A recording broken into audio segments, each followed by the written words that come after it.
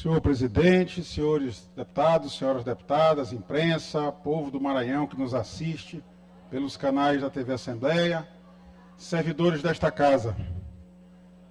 Ontem a mesa diretora se reuniu para deliberar, na verdade, para declarar a vacância do cargo do deputado, nosso colega deputado Emetério Eba. Acho que não é uma decisão tomada por nenhum de nós, deputado Antônio Pereira, e Vossa Excelência revelava isso há pouco, aqui numa conversa no plenário. Não é uma decisão que agrade a ninguém, porque sabemos da dificuldade para conquistar o mandato eletivo, e obviamente que cada um aqui nessa casa representa um segmento, uma região, uma bandeira de luta, e obviamente que o deputado Emetério era um desses parlamentares. E ontem a mesa diretora, em estrito cumprimento a uma decisão judicial, declarou a vacância do cargo, ou seja, o deputado Emetério hoje já não ocupa mais uma cadeira aqui no plenário desta casa. E o debate, obviamente, que não é uma escolha entre o deputado Emetério e a deputada Helena do Alibe, que assumirá em seu lugar, porque não era isso que estava em discussão, apenas o cumprimento, como eu disse, de uma decisão judicial, que da minha parte, pelo menos, eu acredito que a grande maioria da casa lamenta profundamente ter que ocorrer.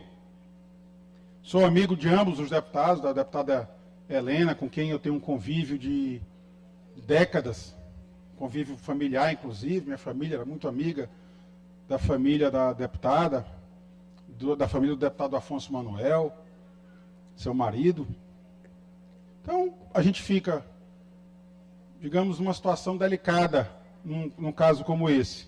Mas compreendo que a mesa diretora, não acompanhei o processo, não sei exatamente como foi, mas acredito que a mesa diretora praticou um ato a qual está vinculada por uma decisão judicial a partir do nosso ordenamento constitucional.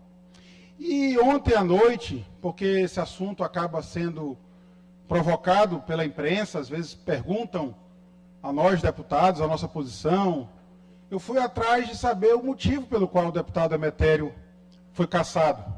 E me deparei com um processo antigo, o processo 114 de 2007. Até o número do processo revela o quanto ele é antigo. E, deputado Ricardo Arruda, o deputado Emetério foi cassado porque, quando era prefeito da sua cidade, publicou uma matéria institucional no jornal O Imparcial. E nesta matéria constava uma foto do deputado, do então prefeito, e também o seu nome era mencionado no texto. E isso foi suficiente para o Ministério Público pedir a sua condenação por improbidade administrativa e, ao final do processo, ter os seus direitos políticos suspensos. Não por coincidência, assistia naquele momento a televisão e, no intervalo de uma atração para outra, aparecia a publicidade institucional do governo. E qual não foi minha surpresa, aliás, isso tem sido reiterado. O governador do estado, Carlos Brandão, é a estrela da publicidade institucional do governo.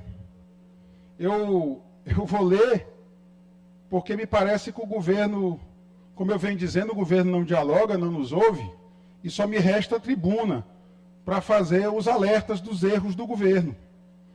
O Estado tem que seguir o princípio da impessoalidade.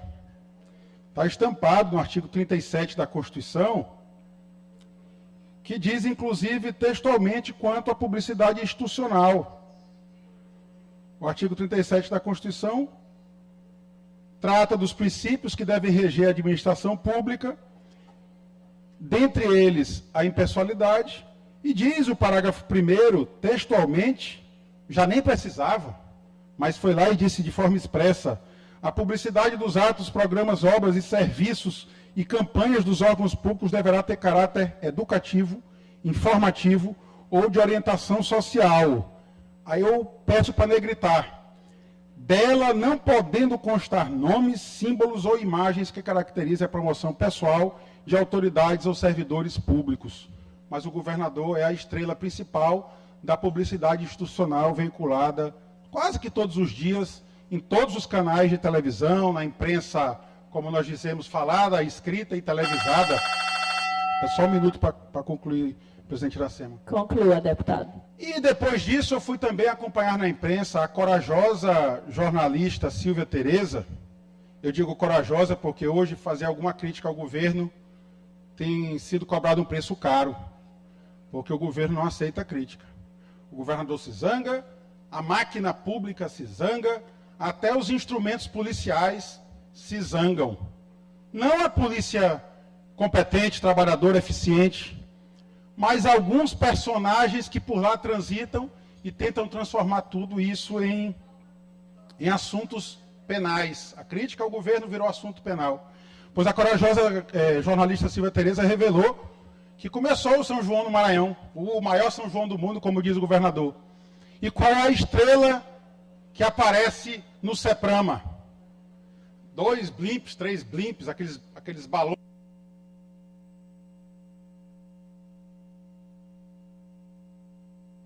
Por favor, conclua, deputado. Tem muitos inscritos.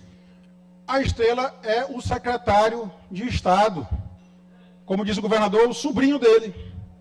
Deputado Najib, o sobrinho do governador é a estrela da publicidade institucional do governo. E ele disse que só vai tratar de eleição em 2026, mas agora usa escancaradamente a máquina pública para a promoção pessoal sua própria e do seu sobrinho. Fica a advertência do governador. Ontem perdemos um deputado na casa por um fato, a meu ver, irrelevante do ponto de vista jurídico, uma matéria institucional. Não acredito que todos fecharão os olhos para a publicidade institucional caríssima paga pelo governo do Estado, que apenas promove o governador e o seu familiar, o seu sobrinho. Muito obrigado, presidente.